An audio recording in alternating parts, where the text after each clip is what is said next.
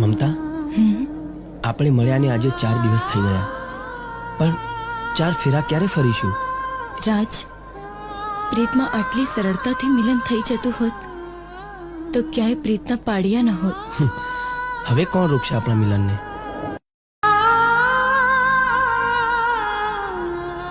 મમતા, આપણે મળ્યાને આજે 4 દિવસ થઈ ગયા, પણ 4 ફેરા ક્યારે ફરીશું?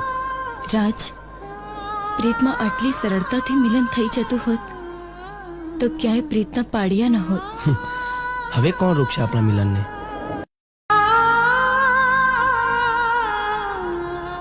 મમતા, આપણે મળ્યાને આજે 4 દિવસ થઈ ગયા, પણ 4 ફેરા ક્યારે ફરીશું?